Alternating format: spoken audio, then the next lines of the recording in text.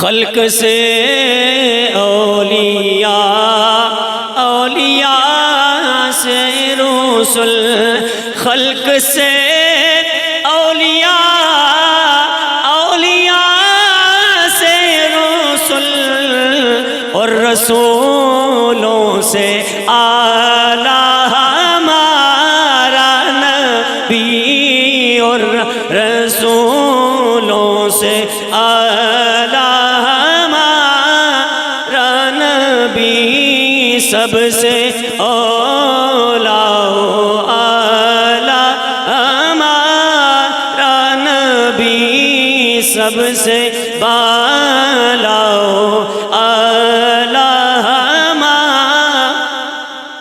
ارے اللہ تبارک و تعالیٰ نے ساری مخلوقات میں سے ولیوں کو چنا، ولیوں کے بعد جناب والا اللہ تبارک و تعالیٰ نے اپنے رسولوں میں سے حضرت ابراہیم خلیل کو چنا، حضرت موسیٰ کلیم کو چنا، حضرت عیسیٰ روح اللہ کو چنا، حضرت جناب محمد مصطفیٰ کریم کو چنا۔ پھر جس وقت ان نبیوں میں سے چننے کی باری آئی تو میرے تیرے سونے نبی کو سب میں سے چنا ہے۔ پھر اسی طرح آگے بڑھتے چلے جائیں، اللہ تبارک و تعالیٰ نے اپنے سونے نبی کے صحابہ کو بڑا مرتبہ عطا فرمایا ہے، بڑا مقام عطا فرمایا ہے۔ جس وقت صحابہ کو مقام عطا کیا گیا، مرتبہ عطا کیا گیا، اللہ تبارک و تعالیٰ نے سارے کے سارے صحابہ کرام میں سے بھی 4 کو چنا ہے۔ اللہ کے سونے نبی کے 4 یاروں کو چنا گیا ہے۔ ایک یار کو ابو بکر صدیق کہا جاتا ہے، دوسرے یار کو عمر فاروق کہا جاتا ہے، تیسرے کو عثمان ذو النورین کہا جاتا ہے، چوتھے کو مولا علی مشکل کشا شیر خدا کہا جاتا ہے۔ اللہ تبارک و تعالیٰ نے ان اللہ کے سونے نبی کے پیارے یاروں کو شان عطا فرمائی کہ سارے صحابہ میں سے ان کو چنائے۔ پھر جس وقت ان میں سے چننے کی باری آئی، اللہ تبارک و تعالیٰ نے ان 4 میں سے جس کو سب سے زیادہ مقام عطا فرمایا ہے ان کو حضرت ابوبکر صدیق کہا جاتا ہے۔ اسی طرح جس وقت اللہ تبارک و تعالیٰ نے دن بنائے، راتیں بنائی، اللہ پاک نے سارے دن تخلیق فرمائے۔ سارے دنوں کی تخلیق کے بعد جب فضیلت دینے کی باری آئی، اللہ تبارک و تعالیٰ نے دنوں میں سے یوم الفطر عید والے دن کو چنا۔ اسی طرح اللہ پاک نے یوم الاضحیٰ یعنی عید الاضحیٰ والے دن کو چنائے، اس کے علاوہ یوم عرفہ کو چنائے، اس کے علاوہ اللہ پاک نے یوم عاشوراء کو چنائے۔ جس وقت سارے دنوں میں سے ان 4 دنوں کو چنا تو پھر سوال کھڑا ہو گیا، اب ان میں سے اللہ پاک نے زیادہ مقام کس دن کو عطا فرمایا ہے؟ تو اللہ تبارک و تعالیٰ نے ان سارے دنوں میں سے جس دن کو سب سے زیادہ فضیلت عطا فرمائی ہے، سب سے زیادہ مقام عطا فرمایا ہے، اس دن کو یوم عرفہ کہا جاتا ہے۔ ارے یوم عرفہ کو کیسے مقام ملا، کیسے مرتبہ ملا؟ ذہن میں سوال آتا ہے نا۔ اللہ اکبر، اللہ کے پیارے پیغمبر حضرت سیدنا آدم علیہ السلام جنتوں سے اتر کے نیچے زمین پہ آئے، جناب حوا کو الگ جگہ پہ اتارا گیا، جناب آدم کو الگ جگہ پہ اتارا گیا۔ 9 ذی الحجہ کا جو دن تھا، یہ دن ایسا دن تھا کئی سالوں کے بعد اللہ تبارک و تعالیٰ نے میدان عرفات کے اندر، گل سمجھ آندی کہ نہیں آندی؟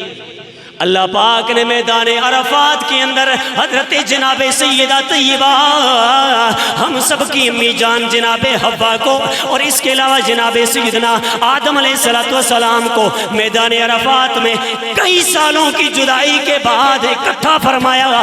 9 ذی الحجہ کو اللہ تبارک و تعالیٰ کو ان کے ملنے کی یہ ادا اتنی پسند آئی، اس دن کا نام یوم عرفہ رکھ دیا گیا ہے۔ الحمدللہ الذی من علینا بحبیبہ المجتبی والصلاة والسلام على سيد العرب والعجم سيد الأنبياء وعلى آله التقى والنقى إلى يوم اللقاء. أما بعد فأعوذ بالله السميع العليم من الشيطان اللعين الرجيم. بسم الله الرحمن الرحيم. وربك يخلق ما يشاء ويختار. آمنت بالله صدق الله مولانا العظيم وبلغنا رسوله نبينا الكريم الأمين. إن الله وملائكته يصلون على النبي يا أيها الذين آمنوا صلوا عليه وسلموا تسليما. صلاة والسلام عليك يا سيدي يا رسول الله وعلى آلك وأصحابك يا سيدي يا حبيب الله. جملہ سامعین و حاضرین، آقا کریم رؤوف الرحیم صلی اللہ تعالیٰ علیہ وسلم کی بارگاہ اقدس میں جمعۃ المبارک کی بابرکت گھڑیوں کے اندر حضور نبی پاک صلی اللہ تعالیٰ علیہ وسلم کی بارگاہ میں درود پاک کا نذرانہ پیش فرمائیں. حضرت امام جعفر صادق رضی اللہ تعالیٰ عنہ فرماتے ہیں، جو شخص شعبان میں ہر روز 700 مرتبہ درود پاک پڑھتا ہے تو اللہ تبارک و تعالی اس کے لیے ایک فرشتہ مقرر فرما لیتا ہے، بلکہ اس کے لیے اللہ پاک فرشتے مقرر فرما لیتا ہے تاکہ وہ درود پاک حضور نبی پاک صلی اللہ تعالیٰ علیہ وسلم کی بارگاہ اقدس میں پہنچائیں. جب وہ فرشتے حضور علیہ السلام کی بارگاہ میں درود پاک پہنچاتے ہیں تو آقا کریم علیہ السلام اس درود پڑھنے والے سے خوش ہو جاتے ہیں اور خوشی کا اظہار فرماتے ہیں. جس وقت اللہ کے سونے نبی خوش ہو جاتے ہیں تو اللہ تبارک و تعالی فرشتوں کو حکم ارشاد فرماتا ہے کہ اے فرشتوں، قیامت تک اس بندے کے لیے جس نے درود پاک پڑھا ہے تم نے قیامت تک اس بندے کے لیے بخشش و مغفرت کی دعائیں کرنی ہیں. تو وہ فرشتے قیامت تک اس بندے کے لیے درود پاک پڑھنے کی بدولت اللہ کی بارگاہ میں بخشش و مغفرت کی دعا کرتے رہتے ہیں. دوسری روایت آقا کریم علیہ السلام نے فرمایا، جو شخص شعبان میں مجھ پر 3 مرتبہ درود شریف پڑھے گا اس کو اللہ تبارک و تعالی میری شفاعت نصیب فرمائے گا. ایسے بندے کے لیے میری شفاعت واجب ہو جائے گی. اسی لیے جتنے بھی احباب جہاں کہیں بھی ہیں اس مہینے کے اندر خصوصاً جملہ احباب نے حضور علیہ السلام کی بارگاہ میں درود پاک کا نذرانہ پیش فرمانا ہے. اب بھی ایک مرتبہ مل کے درود پاک کا نذرانہ پیش فرمائیں. چلو جزاک اللہ، شکریہ. مل کے آواز آنی چاہیے. صلی اللہ علیہ یا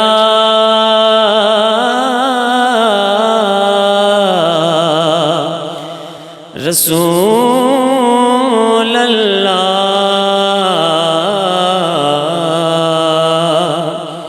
وسلم علیکہ یا حبیب اللہ۔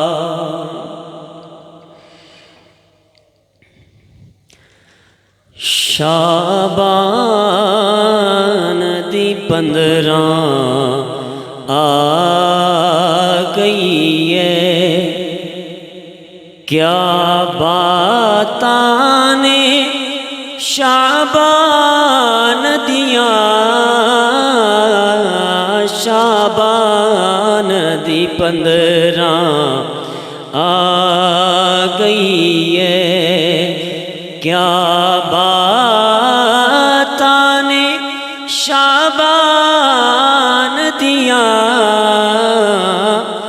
اس راتی بگڑیاں بندیاں نے، دنیا دے ہر انسان دیاں، شعبان دی 15 آ گئی ہے، اور اس رات دا رتبہ آلہ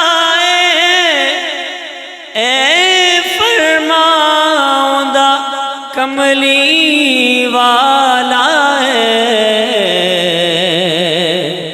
رحمت دی بدلیاں ورنیاں نے، اس راتی رب رحمان دیاں، شعبان دی 15 آ گئی ہے۔ شعبان المعظم کا مہینہ شروع ہے، آج شعبان المعظم کی 8 تاریخ ہے، تو اسی حوالے سے یہ شعر آپ کے سامنے پیش کیے جا رہے ہیں۔ شاعر آگے مزید فرماتے ہیں، شعبان المعظم کی 15ویں رات کے حوالے سے خصوصی طور پہ فرمایا، اج ساری عمر دی محنت دا پھل ہر دی جولی پینا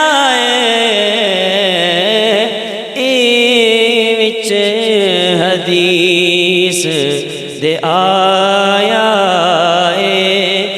نئی آیتاں غلط قرآن دیاں، شعبان دی 15 آ گئی ہے۔ حمد و ثنا کے بعد میرے نبی مکرم شفیع معظم احمد مجتبیٰ حضرت محمد مصطفیٰ صلی اللہ تعالیٰ علیہ وسلم کے پیارے امتیوں، پیارے غلاموں، میں نے قرآن کریم فرقان حمید کی آیت مبارکہ کا کچھ حصہ آپ کے سامنے تلاوت کیا ہے۔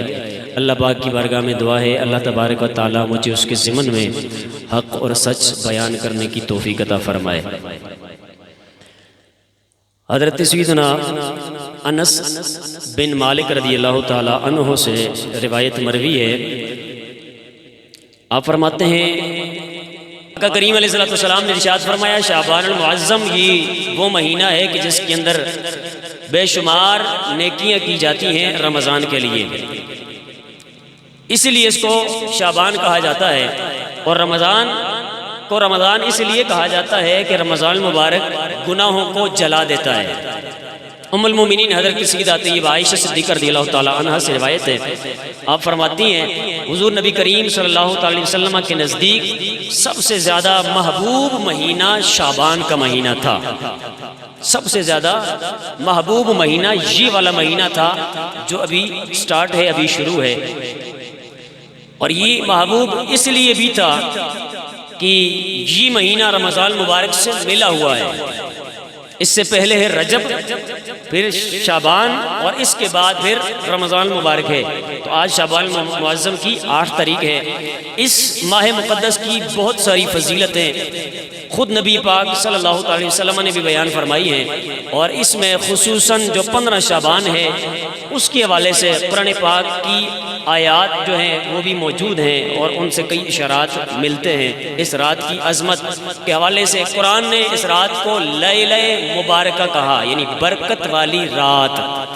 اس مہینے کی جو 15ویں رات ہے اس کو برکت والی رات قرار دیا۔ تو بار صورت میں نے جو آیت مبارکہ پڑھی اللہ پاک اس کے اندر ارشاد فرماتا ہے وَرَبُّكَ يَخْلُقُ مَا يَشَاءُ وَيَخْتَارُ، تیرا رب جو چاہتا ہے پیدا کرتا ہے اور اس سے پھر انتخاب کرتا ہے، چنتا ہے۔ مخلوق کو پیدا کرنا اللہ کا کام، تخلیق کرنا اللہ کا کام، اللہ پیدا کرتا ہے۔ جب مخلوق کو پیدا فرمایا تو پیدا فرمانے کے بعد مخلوق کی مختلف حیثیتیں ہیں، نوعیتیں ہیں، مختلف کیٹیگریز ہیں، مختلف حالتیں ہیں، مختلف جنسیں ہیں۔ تو مخلوق کو تخلیق کرنے کے بعد اللہ تبارک و تعالیٰ نے اپنی مخلوق میں سے ایسے افراد کے جو اس کے محبوب ہوئے ان کو چنا، اور پھر ان محبوبوں میں سے بھی جو سب سے زیادہ محبوب ہوئے ان کو چنا۔ یہ اللہ پاک نے مخلوق کے اندر یہ ایک سلسلہ رکھا ہے۔ تو اسی حوالے سے اگر ملائکہ کے اندر دیکھا جائے تو اللہ تبارک و تعالیٰ نے 4 فرشتے بنائے۔ 4 کا عدد ذہن میں رکھنا ہے اور پھر دیکھنا ہے کہ اللہ پاک نے کس کو کس پر فضیلت عطا فرمائی ہے، اور اسی میں میرا موضوع بھی ہے۔ 4 فرشتے اللہ پاک نے تخلیق فرمائے، حضرت سیدنا جبریل امین، حضرت سیدنا میکائیل علیہ السلام، حضرت سیدنا اسرافیل علیہ السلام، حضرت سیدنا اسرائیل علیہ السلام۔ یہ وہ فرشتے ہیں کہ جن کا مقام، جن کا مرتبہ باقی فرشتوں سے افضل اور اعلیٰ ہے۔ سارے فرشتوں سے یہ زیادہ عظمت و شان والے ہیں، اور جس وقت ان 4 فرشتوں کے اندر کسی ایک کے درجے کی بات آئی، اللہ پاک نے ان 4 فرشتوں میں سے حضرت جبریل امین کو چنا ہے۔ ساری مخلوق میں سے 4 کو چنا، تو پھر 4 میں سے حضرت جبریل امین کو چنا ہے۔ اسی طرح اللہ تبارک و تعالیٰ نے انبیاء کرام میں سے حضرت سیدنا ابراہیم خلیل اللہ علیہ السلام کو چنا۔ اس کے علاوہ حضرت سیدنا موسیٰ کلیم علیہ السلام کو چنا، حضرت سیدنا عیسیٰ علیہ السلام کو چنا، اور آقا کریم رؤوف الرحیم احمد مجتبیٰ حضرت محمد مصطفیٰ صلی اللہ تعالی علیہ وسلم کو چنا۔ اب عام مخلوق کی بات نہیں، نبیوں اور رسولوں کی بات ہے۔ اللہ پاک نے عام مخلوق سے زیادہ مرتبہ اپنے نبیوں اور رسولوں کو عطا فرمایا، اور پھر جس وقت رسولوں کو یہ مرتبہ دیا گیا تو ان رسولوں میں سے بھی 4 کو چنا، اور جب ان 4 کو چنا تو 4 میں سے پھر اللہ پاک نے میرے اور آپ کے سونے نبی کو چنا۔ تو اسی لیے شاعر تڑپتا ہے، وہ یہ کہتا ہے خلق سے اولیاء، اولیاء سے رسل، اور رسولوں سے اعلیٰ ہمارا نبی۔ اب سمجھ آئی یہ شعر؟ اب سمجھ آیا ہوگا۔ ساری مخلوق میں سے اللہ پاک نے ولیوں کو چنا، ولیوں میں سے پھر اللہ پاک نے نبیوں کو رسولوں کو چنا، اور نبیوں اور رسولوں میں سے اگر جس کو چنا ہے اس کو محمد عربی صلی اللہ علیہ وسلم کہا جاتا ہے۔ تو تبھی ہم محبت میں کہتے ہیں خلق سے اولیاء، اولیاء سے رسول، خلق سے اولیاء، اولیاء سے رسول۔ یقیناً یہ سبب آپ کو آتا ہے، مل کے پڑھیں خلق سے اولیاء، خلق سے اولیاء، اولیاء سے رسل، خلق سے اولیاء، اولیاء سے رسل، اور رسولوں سے اعلیٰ ہمارا نبی، اور رسولوں سے اعلیٰ ہمارا نبی، سب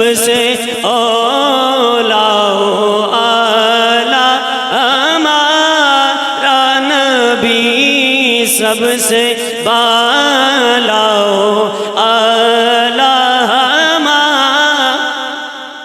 ارے اللہ تبارک و تعالیٰ نے ساری مخلوقات میں سے ولیوں کو چنا، ولیوں کے بعد جناب والا اللہ تبارک و تعالیٰ نے اپنے رسولوں میں سے حضرت ابراہیم خلیل کو چنا، حضرت موسیٰ کلیم کو چنا، حضرت عیسیٰ روح اللہ کو چنا، حضرت جناب محمد مصطفیٰ کریم کو چنا۔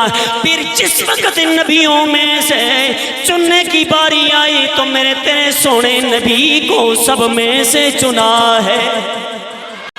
پھر اسی طرح آگے بڑھتے چلے جائیں، اللہ تبارک و تعالیٰ نے اپنے سونے نبی کے صحابہ کو بڑا مرتبہ عطا فرمایا ہے، بڑا مقام عطا فرمایا ہے۔ جس وقت صحابہ کو مقام عطا کیا گیا، مرتبہ عطا کیا گیا، اللہ تبارک و تعالیٰ نے سارے کے سارے صحابہ کرام میں سے بھی 4 کو چنا ہے۔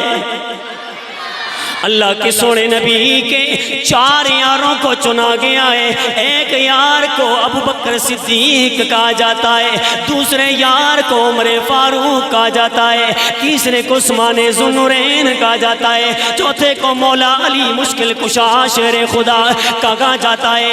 اللہ تبارک و تعالیٰ نے ان اللہ کے سونے نبی کے پیارے یاروں کو شان عطا فرمائی کہ سارے صحابہ میں سے ان کو چنائے۔ پھر جس وقت ان میں سے چننے کی باری آئی، اللہ تبارک و تعالیٰ نے ان 4 میں سے جس کو سب سے زیادہ مقام عطا فرمایا ہے ان کو حضرت ابوبکر صدیق کہا جاتا ہے۔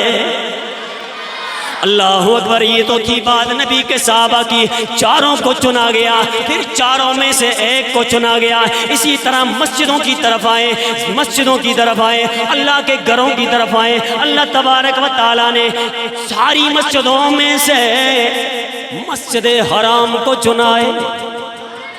پھر اس کے علاوہ اللہ تبارک و تعالیٰ نے ساری مسجدوں میں سے مسجد اقصی کو چنائے۔ آپ کہیں گے جناب کس طرح چنائے؟ اللہ پاک نے مسجد حرام کا ذکر قرآن میں کیا ہے، اللہ پاک نے مسجد اقصی کا ذکر قرآن میں کیا ہے۔ رب کا قرآن بڑے بیان فرماتا ہے، سبحان الذی اسری بعبدہ لیلا من المسجد الحرام الى المسجد الاقصی۔ اللہ تبارک و تعالیٰ نے ساری کی ساری مسجدوں میں سے مسجد حرام کو چنائے، اسی طرح مسجد اقصی کو چنائے، اسی طرح مسجد مدینہ کو چنائے، اسی طرح اللہ پاک نے مسجد طور سینا کو چنا ہے۔ پھر جس وقت ساری مسجدوں میں سے ان 4 مسجدوں کو چنا، پھر ان 4 میں سے 1 کو جب فضیلت دینے کی باری آئی، اللہ تبارک و تعالیٰ نے ان 4 میں سے مسجد حرام کو ان مسجدوں پہ بھی فضیلت عطا فرمائی ہے۔ اسی طرح جس وقت اللہ تبارک و تعالیٰ نے دن بنائے، راتیں بنائی، اللہ پاک نے سارے دن تخلیق فرمائے، سارے دنوں کی تخلیق کے بعد جب فضیلت دینے کی باری آئی، اللہ تبارک و تعالیٰ نے دنوں میں سے یوم الفطر عید والے دن کو چنا۔ اسی طرح اللہ پاک نے یوم الاضحیٰ یعنی عید الاضحیٰ والے دن کو چنائے، اس کے علاوہ یوم عرفہ کو چنائے، اس کے علاوہ اللہ پاک نے یوم عاشوراء کو چنائے۔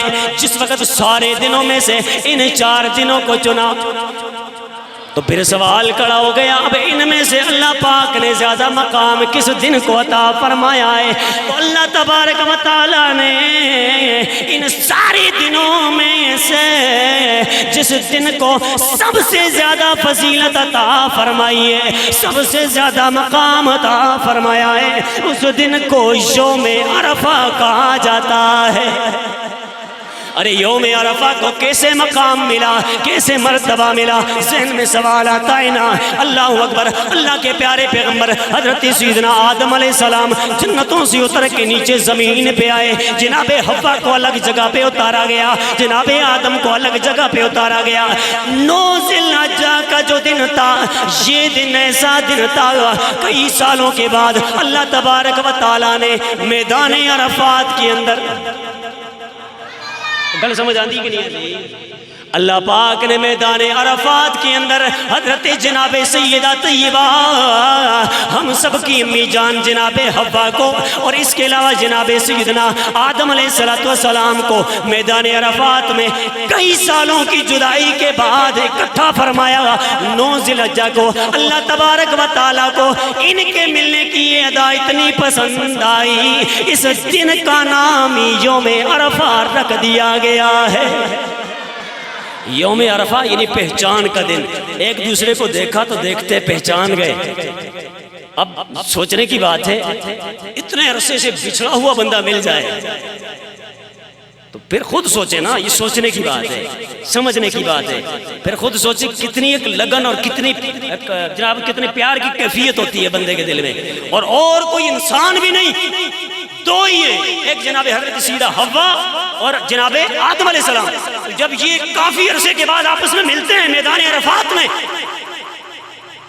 تو ان کی ادا اللہ کو پسند آتی ہے۔ اللہ پاک فرماتا ہے یہ دن بھی مجھے سارے دنوں میں پیارا ہے، سارے دنوں میں سے 4 پیارے، پھر ان 4 میں سے بھی جو سب سے پیارا ہے وہ عرفات ہے۔ کیوں؟ اس لیے کہ اس دن کے اندر میرے 2 پیاروں کی آپس میں ملاقات ہوئی ہے۔ پتہ چلیا وہ والا دن جس دن اللہ دے 2 پیارے آپس میں ملے نا، وہ دن اللہ پاک بہت ہی محبوب ہوندے، بڑا ہی پیارے ہوندے۔ آج کہتے ہیں پیاروں سے ملنے کے لیے نہ جاؤ، میں نے کہا نہیں، جس دن پیارے ملتے ہیں اللہ بھی پیار فرماتا ہے، محبت فرمانے لگ جاتا ہے۔ اس لیے ہم کہتے ہیں اللہ کے ولیوں کے پاس جایا بھی کرو اور جناب ان سے اکتساب فیض بھی کیا کرو۔ کیوں؟ اس لیے کہ خود اگر جناب اس قابل نہیں ہے لیکن پھر بھی جب پیاروں کے پاس جائیں گے اللہ کو ہو سکتا ہے وہ ادا پسند آ جائے، ہماری بگڑی سے بن جائے۔ تو اللہ پاک نے سارے دنوں میں سے 4 کو چنا، پھر 4 میں سے یوم عرفہ کو چنا۔ اسی طرح آگے بڑھتے اللہ تبارک و تعالیٰ نے ساری راتیں تخلیق فرمائی ہے، ساری راتوں میں سے اللہ تبارک و تعالیٰ نے شب برات کو چنا۔ اس کے علاوہ دوسرے نمبر پر اللہ تبارک و تعالیٰ نے شب قدر کو چنا ہے۔ اس کے علاوہ اللہ پاک نے شب جمعہ کو چنا ہے۔ اس کے علاوہ اللہ پاک نے عیدین کی راتوں کو چنا ہے۔ یہ 4 راتیں ہو گئیں۔ یہ مہینہ شعبان معظم کا ہے نا، ذرا اس حوالے سے رات کی جو اہمیت ہے، 15 شعبان کی رات کی اہمیت یہ سمجھ نہیں آج ہم نے کہ کتنی اہمیت ہے اللہ کے ہاں اس رات کی۔ اللہ پاک نے راتوں میں سے 4 کو چنا، اور جس وقت 4 راتوں کو چن لیا ذہن میں پھر سوال آیا، اے اللہ ان 4 میں سے کون سی رات تجھے سب سے زیادہ محبوب ہے؟ تو اللہ پاک نے گویا فرمایا راتیں ساری میری ہیں، لیکن ان ساری راتوں میں سے یہ 4 زیادہ عظمت والی ہیں۔ لیکن اگر دیکھا جائے تو ان 4 میں سے سب سے زیادہ جو عظمت و شان والی رات ہے اس کو لیلۃ القدر، شب قدر کہا جاتا ہے۔ سمجھ آئی نا؟ اس کو کیا کہا جاتا ہے؟ شب قدر، یعنی وہ رمضان مبارک کے اندر جو آئے گی۔ اس کے علاوہ اللہ تبارک و تعالی نے بستیوں کو تخلیق فرمایا، ساری بستیاں بنائی۔ ہر بستی اللہ کی، اللہ نے بسائی ہے نا۔ کوئی اچھے مکان ہے تو وہ بھی اللہ تعالیٰ کی توفیق سے، اور اگر جہاں کہیں کوئی اچھے نہیں ہیں تو پھر بھی اللہ کی توفیق سے۔ ساری مخلوقات کو اللہ پاک نے بنایا، ساری بستیاں اللہ پاک نے بنائی، سارے مکانات جناب اللہ پاک کی توفیق سے بنے گئے۔ جس وقت اللہ تبارک و تعالیٰ نے ساری بستیوں کو بنایا، ان ساری بستیوں میں سے ایک بستی جسے مکہ مکرمہ کہا جاتا ہے، اس مکے کی بستی کو ساری بستیوں پر فضیلت عطا فرمائی ہے۔ ایک دوسری مدینہ طیبہ، مدینہ طیبہ کی بستی کو بھی اللہ پاک نے ساری بستیوں میں سے چنا۔ پھر اس کے علاوہ تیسرے نمبر پر بیت المقدس، اس کو بھی چنا، بیت المقدس کو۔ اس کے علاوہ مساجد العشائر، اس کو بھی چنا۔ ان 4 جگہوں کو، 4 بستیوں کو اللہ پاک نے ساری بستیوں میں سے چنا۔ پھر اس کے بعد اللہ پاک نے ان 4 میں سے جس کو چنا ہے اس کو مکہ مکرمہ کہا جاتا ہے۔ اور فضیلت ساتھ ذہن میں آ رہی ہے کہ نہیں آ رہی ہے؟ اب پوری روئے زمین کو جناب اپنے ذہن میں رکھیں اور پھر سوچیں کتنی بستی ہے، کتنی عالی شان جناب، وہ پتہ نہیں وی آئی پی قسم کی، لیکن پھر اللہ پاک کہ ہاں ساری بستیوں میں سے کون سی پیاری ہے؟ فرمایا یہ 4 پیاری ہے۔ اے اللہ پھر ان چاروں میں سے کون سی پیاری ہے؟ فرمایا بے شک تم جناب لاکھوں اربوں کروڑوں کا خرچہ کر کے وائٹ ہاؤس کیوں نہ بنا لو۔ فرمایا مجھ رب کی نظر میں یہ وائٹ ہاؤس نہیں، یہ بلیک ہاؤس ہے۔ فرمایا میری نظر میں وائٹ ہاؤس سے بھی لاکھوں اربوں کروڑوں گنا اگر عظمت و شان والی کوئی بستی ہے اسے مکہ مکرمہ کہا جاتا ہے۔ اور اتنی گل میں کر رہا ہوں، مکے کو جو فضیلت ملی ہے میرے سونے نبی کے صدقے سے ملی ہے۔ کیوں جی اسی مکے میں جناب 360 بت نہ سے رکھے تھے؟ عاشق نہیں تھے نا، ان کی پوجا پاٹ بھی ہوتی تھی۔ تو مکہ تو وہی تھا، کعبہ جو تھا وہ تو وہی تھا، لیکن اندر 360 بت رکھے ہوئے تھے، ان کی پوجا پاٹ ہو رہی تھی۔ اللہ پاک نے فرمایا ساری بستیوں میں سے 4 کو چنا، 4 میں سے مکے کو چنا۔ فرمایا میرے سونے نبی کے صدقے سے مکہ چنا گیا ہے۔ اسی طرح اللہ تبارک و تعالیٰ نے پہاڑ بنائے، یہ جناب کئی مری کے پہاڑ ہیں، پتہ نہیں K2 اور پتہ نہیں کون کون سے، میں تو خیر گیا نہیں، مجھے اتنا شوق نہیں ہے، اور یہ بات آپ کو بھی میں بتا رہا ہوں، یہ شوق نہیں کرنی چاہیے۔ شوق اگر رکھیں، کتاب پڑھنے کا شوق رکھیں، قرآن پڑھنے کا شوق رکھیں، اپنی نماز وقت پہ ادا کرنے کا شوق رکھیں، دوسروں کا خیال رکھنے کا شوق رکھیں، بڑوں کا ادب اور احترام کرنے کا شوق رکھیں۔ اس کے علاوہ جو دینی معاملات ہو ان دینی معاملات کا شوق رکھیں، دین کی خدمت کا شوق رکھیں۔ یہ کیا ہو گیا خواہ فضول جناب، وہ وہاں گئے اور وہ وہاں گئے اور وہ کہاں گئے، اور جاتے جاتے کہیں ایسے بھی ہو جاتے جناب، آکسیجن بند ہونے کی وجہ سے مر بھی جاتے ہیں گاڑیوں میں، کیوں نہیں پتہ ہے آپ کو؟ لیکن اگر کیا خیال ہے وہ جو سفر ادھر کا تھا، یہ سفر اگر مدینے کا ہوتا، ہائے ہائے نہیں سمجھے نہیں ہونا، ایسا سبحان اللہ نہیں آئی۔ برف کے اندر وہ جو بندے پیچھے آپ کو پتا تھا نا، بند ہونے کی وجہ سے ان کی جان چلی گئی تھی، گاڑی رک گئی، مسئلہ ہو گیا۔ تو کیا خیال ہے وہ اگر جناب ایسے وزٹ کا سفر وہ نہ ہوتا، سفر نہ ہوتا، یہ اگر مدینہ شریف کا سفر ہوتا، یہ مکہ شریف کا سفر ہوتا، یہ بیت المقدس کا سفر ہوتا، یہ کسی مسجد کی طرف جانے کا سفر ہوتا، تو کیا ہی شان تھی سفر کی۔ تو اس لیے میں آپ کو صرف اتنا نکتہ دینا چاہتا ہوں، اپنے ذہنوں سے یہ فالتو چیزیں فضول چیزیں، ہاں اللہ پاک نے فرمایا قل سیروا فی الارض، زمین میں سیر کرو، لیکن سیر کرنے کا مطلب یہ نہیں ہے کہ جناب ہم عیاشیاں کریں، ہم نمازوں کو بھول جائیں، ہم جناب نیکیوں سے غافل ہو کے بدکاریوں میں مبتلا ہو جائیں سیر سفر کے دوران۔ فرمایا نہیں نہیں نہیں ایسی سیر کی بات نہیں، فرمایا سیر کرنا بھی ہے تو اس لیے کرنا ہے کہ جا کے اللہ کی مخلوق کو دیکھو اور دیکھنے کے بعد سوچنے پہ مجبور ہو جاؤ، یہ اللہ نے بنایا اتنا پیارا اتنا سونا، جب یہ کشمیر کے پہاڑ، جب یہ مری کی جناب وادیاں، یہ جناب مختلف مقامات اتنے سونے ہیں تو رب نے جنت کو کتنا سونا بنایا ہوگا۔ بس یہ سوچ جو ہے، اس سوچ کے لیے اللہ پاک نے قرآن میں فرمایا سیروا فی الارض، زمین میں سیر کرو، لیکن عیاشی کے لیے نہیں، زمین میں سیر اس لیے کرنی ہے۔ یہاں ٹیکنیکلی بات میں نہیں کر رہا کہ یہاں پہ تو سیروا فی الارض ہے، فی کا معنی ہوتا ہے میں، تو زمین میں سیر کرو، تو سرنگا بیچ جاؤ، کیوں حافظ صاحب؟ فی کا معنی میں ہی ہوتا ہے نا، قل سیروا علی الارض نہیں ہے، قل سیروا فی الارض ہے۔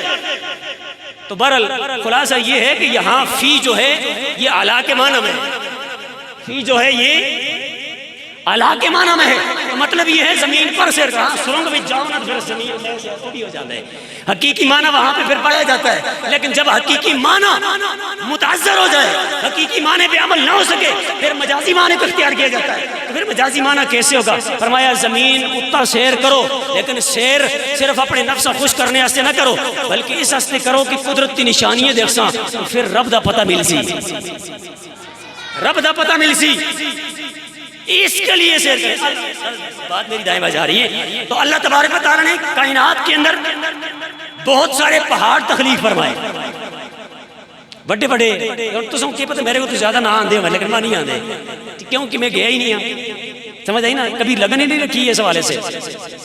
بہرحال اللہ پاک نے سب سے پہلے نمبر پہ احد پہاڑ کو سارے پہاڑوں میں سے چنا، اور دے ہو مخلوق دی نظر بھی سب تو عالی شان کڑے اللہ کی، ہاں سب سے عالی شان کون سا پہاڑ ہے؟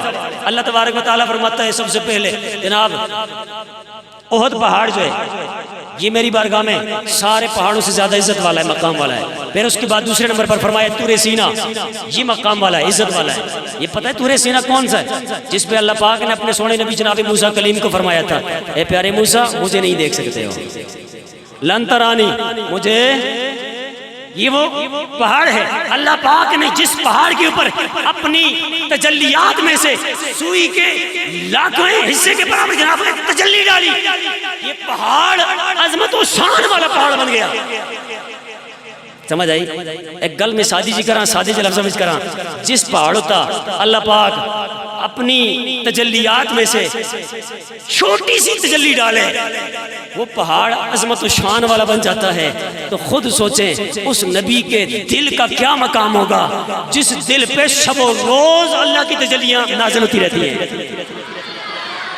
ہاں جی، تو بہرحال اللہ تبارک و تعالیٰ نے طور سینا کو مقام عطا فرمایا۔ اسی طرح اگلا پہاڑ لقام، اس کو بھی اللہ پاک نے مقام عطا فرمایا۔ اب یہ میں اس ڈیٹیل میں نہیں جانا چاہتا کیونکہ ٹائم ختم ہو گیا کہ یہ کون کون سے پہاڑ ہیں۔ اس کے علاوہ لبنان کا جو پہاڑ ہے اس کے حوالے سے آتا ہے کہ اس کو بڑا مقام، تو بہرحال یہ 4 پہاڑ ہیں، اللہ پاک نے ان پہاڑیوں کو سب پہاڑیوں پہ فضیلت عطا فرمائی، اور پھر جب ان 4 میں سے چننے کی باری آئی تو اللہ تبارک و تعالیٰ نے ان 4 میں سے طور سینا کو سب سے زیادہ فضیلت عطا فرمائی۔ آئے ہائے۔ اسی طرح دریاؤں کی بات آئے تو دریاؤں میں سے اللہ پاک نے 4 دریاؤں کو چنا۔ کتنی کو جی؟ 4 کو۔ ایک کو بولتے ہیں جیحون، ایک کو بولتے ہیں سیحون، اور ایک کو بولتے ہیں نیل، اور ایک کو بولتے ہیں فرات۔ دریائے نیل تو فرات ہے تو سنے اسی نا، لیکن یہ دوسری بھی ہیں جیحون اور سیحون۔ ان 4 کو سارے دریاؤں میں سے چنا، جب ان میں سے چننے کی باری آئی تو اللہ تبارک و تعالیٰ نے ان میں سے دریائے فرات کو چنا ہے۔ میں جلدی جلدی اگر جا سا، اللہ پاک نے مہینوں کو چنا۔ اللہ پاک نے سارے مہینے خود بنائے کہ نہیں بنائے؟ رجب بھی اللہ کا، شعبان بھی اللہ کا، رمضان بھی اللہ کا، شوال بھی اللہ کا، سارے مہینے اللہ تبارک و تعالیٰ نے تخلیق فرمائے۔ لیکن اللہ پاک نے سارے مہینے تخلیق فرمانے کے بعد اللہ پاک نے پہلے نمبر پر رجب کو چنائے، دوسرے نمبر پر اگر دیکھا جائے شعبان کو چنائے، تیسرے نمبر پر رمضان کو چنائے، چوتھے نمبر پر محرم الحرام کو چنائے۔ پھر اس کے اندر جناب والا جس وقت چننے کی باری آئی، جب یہ 4 چنے گئے، اللہ تبارک و تعالیٰ نے ان 4 مہینوں میں سے شعبان کو چنا ہے۔ کس کو جی؟ ہاں میری گل سمجھ آگئی، اسے سمجھ ایک کیڑا مہینے تو اللہ پاک نے مہینوں میں سے 4 مہینوں کو چنا، اور 4 مہینوں میں سے جس مہینے کو چنا ہے وہ یہ والا مہینہ ہے شعبان کا۔ اور آقا کریم علیہ السلام فرماتے ہیں شعبان شہری و رمضان شہر اللہ، فرمایا شعبان میرا مہینہ ہے، رمضان اللہ کا مہینہ ہے۔ بس گل میں مکاما ہونا، گلاں تے خیر بڑی مزے مزے والی ہیں، لیکن ایک مکتی گل کراں۔ ایک ہوتا ہے میں کہوں میں سونے نبی کا غلام ہوں، آپ کہیں ہم آقا کریم علیہ السلام کے غلام ہیں، اور ایک یہ ہوتا ہے اللہ کے نبی فرمائیں یہ میرا غلام ہے، یہ میرا پیارا ہے، یہ میرا سونا ہے۔ تو ایک ہماری طرف سے کیوں ہی بات ہوتی ہے، لیکن ایک وہ بات جو اللہ کے نبی فرماتے ہیں۔ ہم بے شک لاکھوں دفعہ دعوے کرتے رہے ہم عاشق رسول ہیں، یہ ہیں وہ ہیں، سب کچھ کرتے رہے، اتنی پاورفل بات نہیں ہے، لیکن اللہ کے نبی کہہ دے یہ فلاں میرا ہے، اس کی شان کتنی بڑی ہوگی وہ پتہ سمجھ سکتا ہے۔ ارے سارے مہینے اللہ کے مہینے، لیکن اللہ کے سونے نبی نے فرمایا سارے مہینوں کو تخلیق رب نے کیا ہے، لیکن ان سب میں سے جو میرا پیارا مہینہ ہے، میرا اپنا مہینہ ہے، اس کو شعبان کہا جاتا ہے۔ بس سبق یہ ہے اس مہینے کے اندر جو جتنا زیادہ کثرت سے آقا کریم علیہ السلام کی بارگاہ میں درود پاک پڑھتا ہے، اللہ تبارک و تعالیٰ اس بندے پہ اتنا ہی زیادہ کرم فرماتا ہے، اتنی زیادہ عنایتیں فرماتا ہے۔ بہرحال میں آگے نہیں جانا چاہتا، نیکسٹ ٹائم انشاءاللہ اس کی مزید آگے میں چیزیں آپ کو بتاؤں گا۔ اتنی بات ذہن میں رکھیں، بس اب سے ہم نے جب سن لیا نا، اس کے بعد ہم نے درود پاک کی کثرت کرنی ہے، اس کے علاوہ روزوں کی کثرت کرنی ہے۔ میں نے روزے کے حوالے سے سنا، روایت کے اندر پڑھا ہے کہ فرمایا جو اس مہینے کے اول 2 دنوں میں 3 روزے رکھے، سنٹر میں 3 روزے رکھے، آخر میں 3 روزے رکھے، اللہ تبارک و تعالیٰ 70,000 نیکیاں اس بندے کو عطا فرماتا ہے۔ میں فی الحال اور روایتاں نہ دسنا کیونکہ اور بہت ساری روایتیں، بل خلاصہ یہ ہے آپ نے آج کے بعد بس یہ تہیہ کر لینا ہے، ہم نے انشاءاللہ العزیز آقا کریم علیہ السلام پہ درود پاک کثرت سے پڑھنا ہے اس مہینے میں، اور اس مہینے میں کثرت سے روزے رکھنے ہیں۔ فضائل کی طرف میں ابھی نہیں جاتا، بس خلاصہ میں نے آپ کو ساری روایتوں کو بتا دی ہے۔ کیا خیال ہے، عمل کرسو کہ نہ کرسو؟ ذرا ہاتھ چاہ کے تو میرا بھی دل ٹھنڈا ہو جائے گا ذرا۔ ہاں جی ماشاءاللہ، اللہ پاک ہم سب کو عمل کرنے کی توفیق عطا فرمائے۔ وآخر دعوانا